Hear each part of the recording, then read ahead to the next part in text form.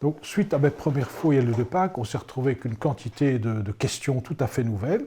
Et donc, on a réentrepris une étude globale de l'ensemble de l'histoire de l'île de Pâques, à commencer par le peuplement, bien entendu, qui est une chose pas simple du tout. Si on fait des comparaisons avec la culture matérielle, les îles les plus proches, d'un point de vue culture matérielle, se trouvent en Polynésie française. Mais on a autant de comparaisons pertinentes avec les Marquises au nord de la Polynésie française qu'avec Mangareva, les îles Gambier, tout à fait au sud de la Polynésie française. Alors, ça paraît énorme, on se dit qu'est-ce que c'est que ce micmac? Alors, j'ai d'autres collègues qui ont travaillé sur la problématique, entre autres un jeune chercheur français, Émeric Hermann, qui a étudié les herminettes en pierre taillée, et il est tombé sur un phénomène tout à fait inédit. Il avait trouvé avec son professeur, Éric Comte, à l'Université de Polynésie française à Papeete, sur des ateliers de taille d'herminettes aux Marquises. Et là, il s'est amusé à faire de la pétrographie, parce que son idée, une idée très anthropologique, tiens, un atelier de taille, un atelier de fabrication, quel est le rayonnement de distribution des objets fabriqués à cet endroit? C'est du basalte taillé. Hein. Et on a une signature géologique du basalte de cet atelier. Hein. Chaque endroit a sa propre signature géologique qui correspond à une éruption volcanique, choses comme ça. Et il s'est rendu compte qu'aucune herminette qu'il trouvait sur cette île aux Marquises ne correspondait à la signature géologique de son atelier de taille. Donc il s'est dit, c'est un coup dans l'eau, je ne sais pas ce qui s'est passé, mais il voulait savoir, est-ce que c'est une distribution locale à l'échelle de l'île ou à l'échelle de l'archipel? Aucun résultat. Bon, il a trouvé un deuxième atelier de taille, toujours avec Éric Comte, à Mangareva, de l'autre côté de la Polynésie française. Il est tombé sur le même phénomène. Pas de distribution locale, mais là, il a reconnu, dans des herminettes complètes qu'il avait au Marquis, la signature géologique de l'atelier de taille de Mangareva. Alors il a commencé à multiplier les analyses un peu partout, pour se rendre compte que ces gens fabriquaient des herminettes, tous fabriqués à peu près les mêmes. Hein. Il n'y a pas 36 façons dans du basalte de tailler des herminettes pour le travail horticole. Hein. C'est des petits outils avec un tranchant symétrique pour travailler dans ces cultures maraîchères ou travailler le bois. Il s'est rendu compte que ces gens faisaient tous des herminettes, mais qu'ils ne les utilisaient jamais et qu'ils allaient les distribuer sur une autre île et ils revenaient avec des herminettes d'une autre île pour travailler chez eux. Alors là, on met le doigt sur un phénomène qui n'est pas unique aux herminettes, mais qui est typiquement polynésien. Ce sont des grands marins. C'est des gens pour lesquels le monde n'est pas leur petite île perdue dans un océan hostile, c'est l'océan qui est leur monde dans lequel il y a des points de chute. Donc ils ont une perspective renversée, tout à fait différente. Et tout ce qui vient du voyage possède intrinsèquement une force en lui qui est beaucoup plus forte. Si je veux que mon agriculture soit pertinente et soit efficace et rentable, je dois avoir des outils qui ont une charge, ce qu'ils appellent le mana, une charge extrêmement importante.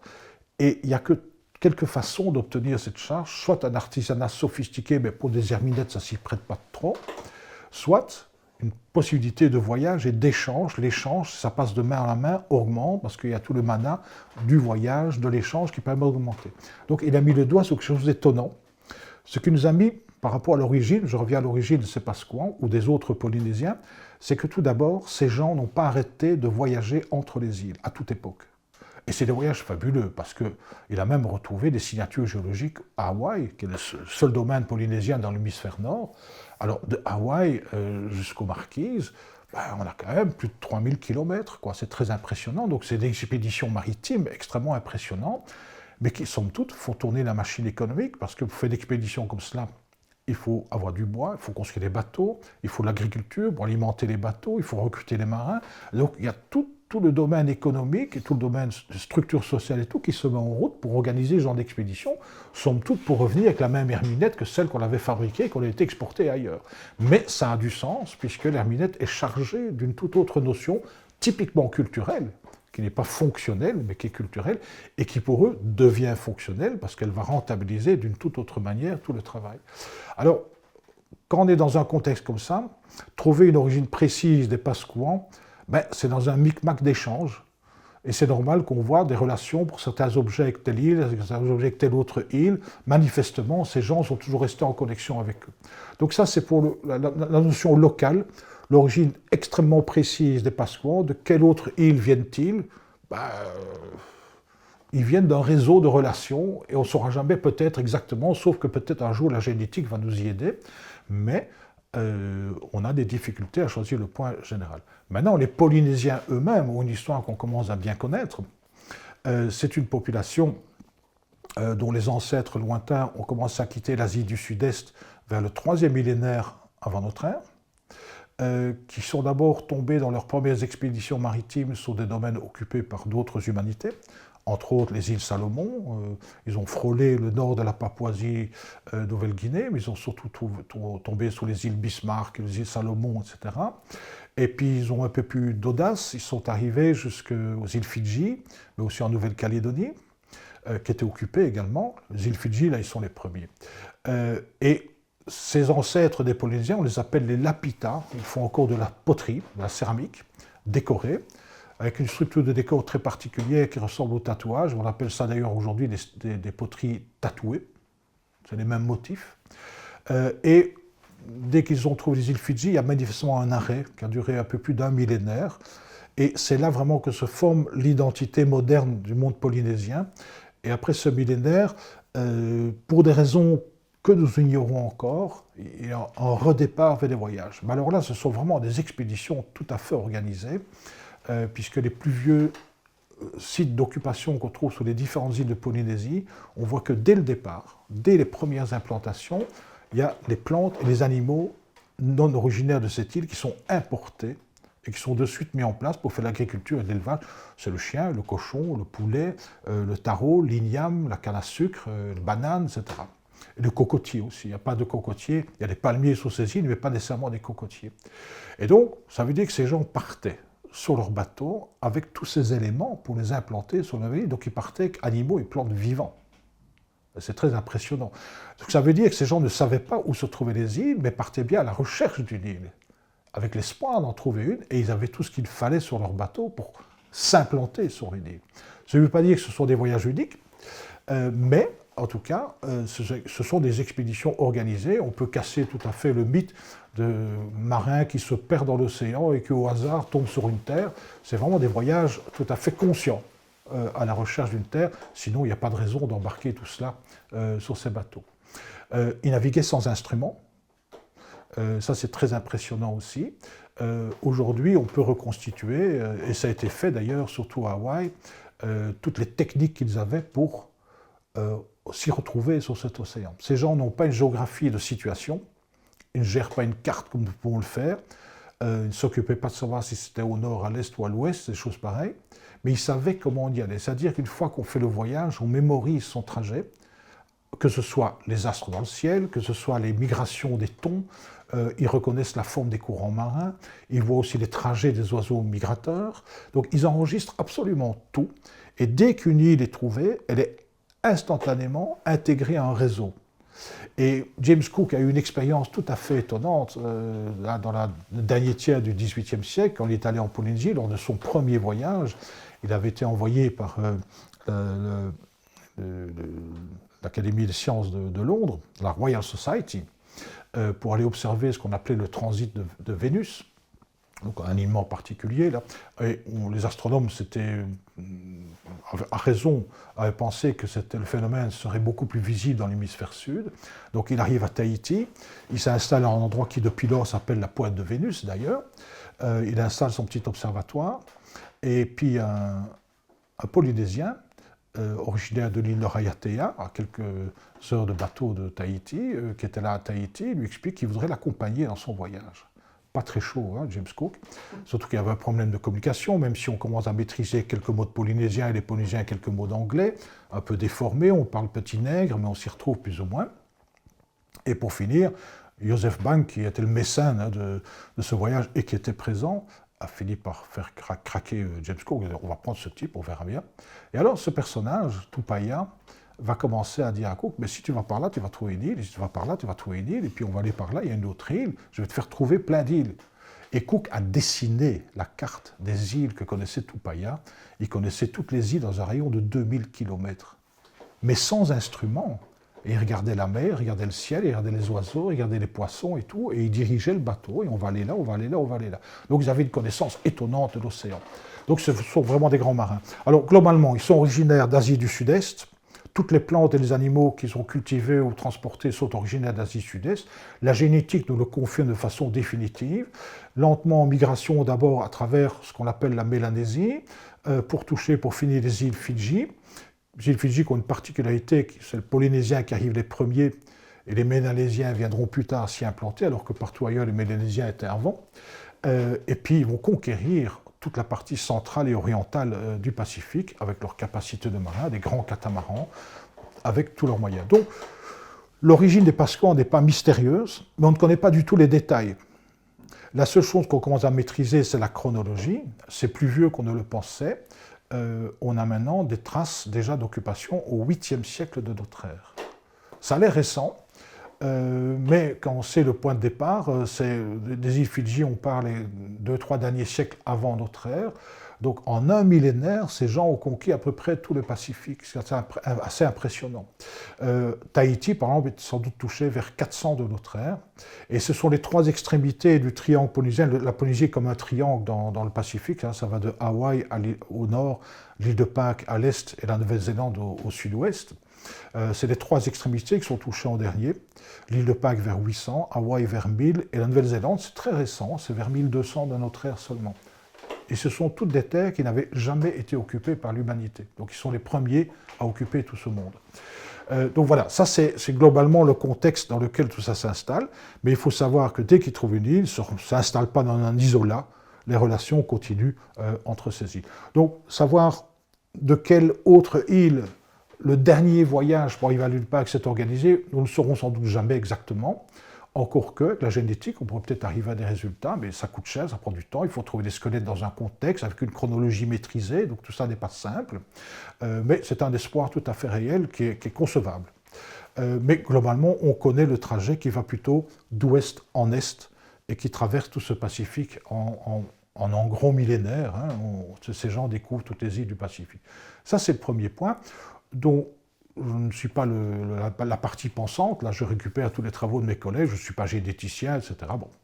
Mais donc on a un point d'accroche, l'île de Pâques n'est pas un isolat, l'île de Pâques est peuplée vers 800 de notre ère, et ce sont d'authentiques Polynésiens. Souvent le public me dit, mais ça ressemble quand même aux Polynésiens, l'île de Pâques. Ben oui, ce sont des Polynésiens, voilà, tout simplement, ce sont des Polynésiens parmi d'autres. Oui, mais ils ont des grandes statues, mais ailleurs aussi, mais ce n'est pas toujours aussi visible.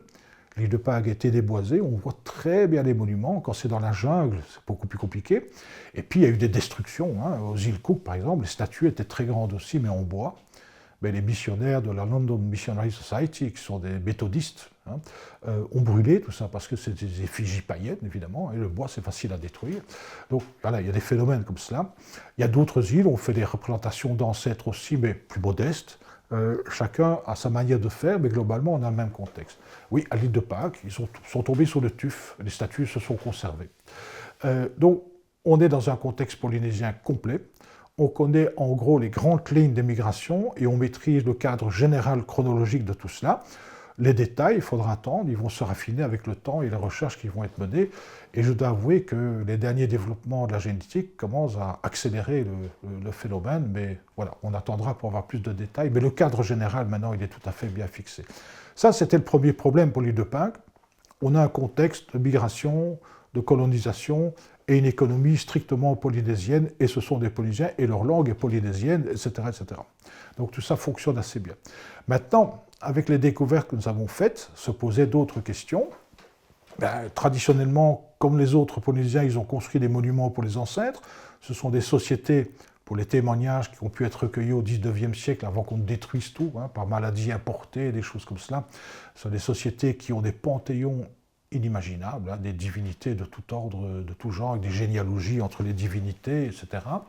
Mais manifestement, le quotidien est géré par les ancêtres.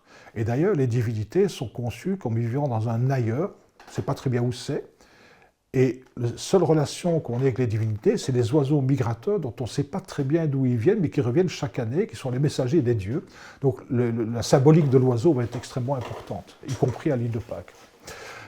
Et donc, on a une société traditionnelle pour la Polynésie, avec tous ces hôtels à statues à l'île de Pâques, qui symbolisent parfaitement, c'est une matérialité d'un des aspects de ces cultes d'ancêtres, avec essentiellement les chefs de clan, c'est des sociétés très hiérarchisées, chefs de clan qui sont divinisés à leur mort, et les statues ne sont peut-être pas les portraits de ces gens, mais sont les réceptacles de l'idée de ces ancêtres. Donc jusque-là, ça marche assez bien. Première question qui se pose, c'est mais pourquoi ont-ils commencé, à toute époque d'ailleurs, à démonter régulièrement leurs monuments ? Et lorsqu'on a fait des fouilles, on a bien vu qu'on voyait des monuments superposés avec des démontages. Et quand je dis démontage, j'insiste sur le mot, ce n'est jamais de la violence, les statues sont souvent intactes, des choses comme ça. Il y a des prélèvements de galets, on retrouve les négatifs des galets qu'ils mettaient sur les terrasses cultuelles, et on voit des prélèvements, il manque des galets, et puis on dépose des couches de scories rouges au-dessus, comme pour fermer, et puis on voit des plantations d'arbres organisées avant de reconstruire de nouveaux monuments. Donc c'est des longs processus. Et nous avons pu établir deux choses, c'est que, il fallait suivre toute une sorte de prescrit pour fermer un monument, et que ces prescrits s'étalaient dans le temps, ça peut aller jusqu'à un siècle de procédure. C'est extrêmement long, complexe. Alors nous n'avons que quelques éléments matériels, mais coincés dans une stratigraphie qui nous permet de comprendre l'épaisseur du temps. Et on va d'abord enlever des galets des terrasses cérémonielles, et puis on va coucher les statues, et puis on va retirer les statues, on va les recycler dans les constructions suivantes, et puis on va mettre un dépôt de scories rouges. Parfois on va faire tout un cailloutis circulaire pour réserver une place au centre pour planter un arbre, les cailloux servant à garder l'humidité pour faire pousser l'arbre. Donc c'est des structures construites que l'on retrouve, et puis seulement on va reconstruire un nouveau monument. Alors on se dit, pourquoi faut-il, tout le temps reconstruire un monument ? Pourquoi y a-t-il des procédures aussi complexes pour les fermer avant de reconstruire le suivant ? Et quelle est cette manie ? Nous, on a l'impression que du mégalithisme, ça, c'est des gros blocs de pierre qui sont en jeu, avec des statues de plusieurs tonnes. C'est quand même invraisemblable de construire ça et puis de le démonter. Surtout qu'avec les chronologies que nous avons pu établir, on s'est rendu compte qu'un monument a une espérance de vie de 2 à 3 générations, ce qui n'est rien du tout.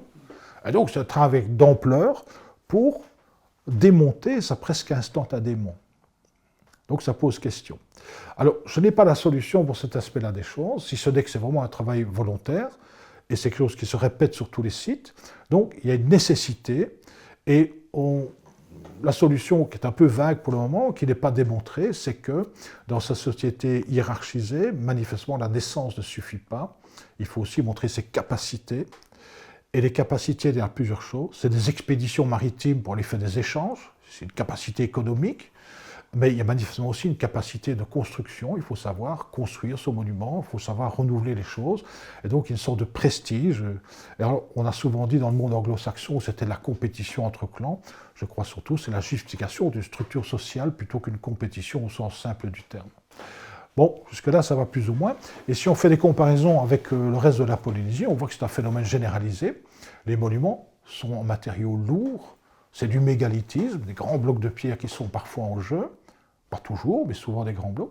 Mais c'est toujours relativement éphémère et ça nécessite des tas de cérémonies de fermeture et de reconstruction. Bon, alors ça va. Où sont passées les statues des premiers monuments ? On les a retrouvées.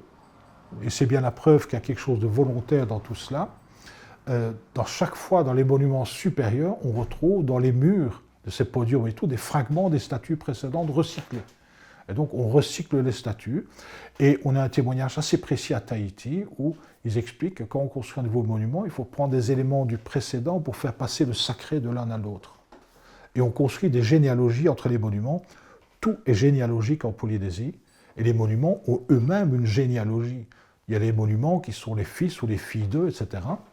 Au point qu'actuellement, un grand monument de Tapu Tapu Atea, sur l'île de Raiatea, dans les îles de la Société, est toujours considéré par tous les Polynésiens de Hawaï à la Nouvelle-Zélande et à l'île de Pâques comme étant l'ancêtre de tous les monuments. Pas celui qu'on voit en surface aujourd'hui, qui est le dernier né, mais le site est sans doute. Et c'est extrêmement intéressant. D'ailleurs, le nom ancien de Raiatea, c'était Hawaii, un peu comme Hawaï, ce qui veut simplement dire la terre des ancêtres.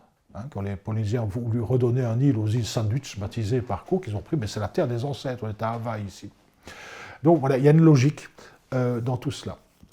Ce qui s'est passé à l'île de Pâques est un peu différent parce que on a bien le même séquençage avec des cérémonies, des reconstructions, ça à travers les générations.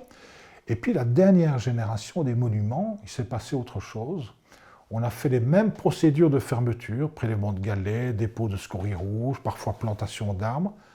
Mais là, on a couché les statues devant les monuments, on ne les a plus recyclés et on n'a plus construit de nouveaux monuments au-dessus. Et à la place, on a recouvert tous ces monuments fermés de galets pour les sceller. Ça, c'est quelque chose d'unique qu'on ne trouve pas ailleurs en Polynésie.